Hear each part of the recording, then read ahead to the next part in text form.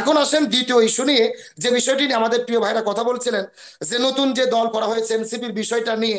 আমি এই জায়গায় একটি কথা বলতে চাই, সেটা হলো আসলে এনসিপি তারা যে নতুন দল গঠন করলেন, আমার মনে বলে তারা হয়তো বা দল গঠন করতো না, বা দল গঠন করার প্রয়োজন ছিল না।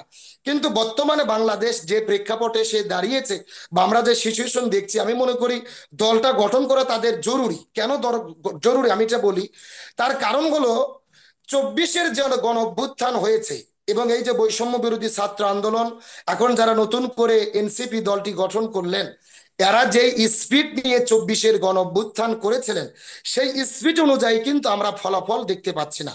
তারা যে 1800 ছাত্র জনতা জীবন দিলেন, আমি এখানে শুধু নির্দিষ্ট একটা দলকে ক্রেডিট দেব না, অবশ্যই বৈষম্য বিরোধী ছাত্র আন্দোলন তারা সামনে থেকে নেতৃত্ব দিয়েছে, এই জন্য তাদের কথা বা তাদের প্রশংসা বেশি আসে। এর মধ্যে ঠিক। অবশ্যই ইসলামী ছাত্র শিবির আছে, ছাত্র দল আছে, বিএনপি আছে। কিন্তু আমি মনে করি তারা যেই স্পিড নিয়ে বিপ্লবটি করেছিলেন, সেই স্পিডটি আমরা সফল হতে দেখছি না, এবং এই স্পিডটা কেউ ধারণ করতে পারছে না। যদি বলেন সরকার, আমি ঠিক। বলবো হ্যাঁ অবশ্যই সরকারও এই স্পিডটা ধারণ করতে পারেনি। আমরা 7 মাস হয়ে গেছে, আমরা প্রশাসনের সংস্কার দেখছি না। স্বৈরাচার হাসিনের নিয়োগ করা প্রশাসন এখনো বহাল তবিয়তে রয়েছেন। সেই হুম। স্বৈরাচার হাসিনের নিয়োগকৃত রাষ্ট্রপতি চুপ্পু সাহেব এখনো রাষ্ট্রপতির চেয়ারে বসে আছেন। তারপরে আপনার সেনাবাহিনীর প্রধান, সে তার জায়গায় বসে আছেন। প্রশাসনের ভাইরা, তাদেরকে কিন্তু সবাইকে বাদ দেওয়া হয়নি, শুধুমাত্র পরিবর্তন করা হয়েছে। বগুড়ায় দিয়েছিল, দিনাজপুরে দিয়েছে, দিনাজপুরের যে ছিল প্রশাসন চট্টগ্রামে দিয়েছে। এর ফলশ্রুতিতে যেটা হয়েছে, কেউ কিন্তু ভালোভাবে কাজ করছে না। এই যে চুরি ডাকাতি ছিনতাই ধর্ষণ, প্রশাসনের সক্রিয় ভূমিকা কিন্তু আমরা দেখতে পারছি না। এখানে আমার যে প্রশ্ন, তাহলে সরকার পরিপূর্ণ স্পিড অনুযায়ী কিন্তু তারা কাজ করতে পারছে ঠিক। না। ধন্যবাদ। সরকার এই জায়গায় কিছুটা ব্যর্থ হয়েছে বলে আমি মনে করি, অথবা তাদের সদিচ্ছে থাকলেও তারা করতে পারছে না।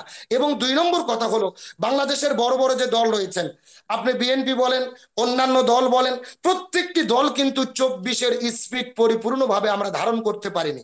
যদি আপনি প্রশ্ন করেন কিভাবে, তাহলে দেখেন আমাদের প্রথম দিনে আমরা যখন বিপ্লব করলাম, বিপ্লব একটি যদি সরকার গঠন হতো, তাহলে কিন্তু তারা তাদের স্পিড ধারণ করে তাদের ইচ্ছে মতো এখানে কাজ করতে পারতো, কিন্তু সেটা করতে পারেনি।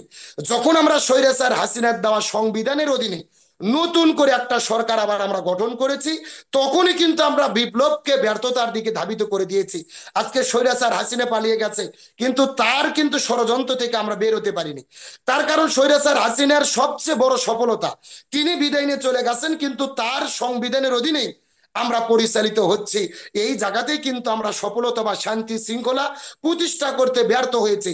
আপনি আপনার বউকে ডিভোর্স দিয়েছেন, তালাক দিয়েছেন, এখন বউকে তালাক দিয়ে শ্বশুর শাশুড়ি তার আত্মীয়দের সঙ্গে সম্পর্ক রেখে আপনি আবার নতুন বিয়ে করে যদি পরিবারে শান্তি আনতে চান, যেভাবে শান্তি রাখা সম্ভব নয়, একই রকম কোন স্বৈরাচারকে তাড়িয়ে দিয়ে ওই স্বৈরাচারের নিয়ম নীতি পদ্ধতি সংবিধান অনুসরণ করে আপনি যদি দেশে শান্তি কায়েম করতে চান, তাহলে সেখানেও কিন্তু শান্তি কায়েম করা যাবে না, সম্ভব নয়।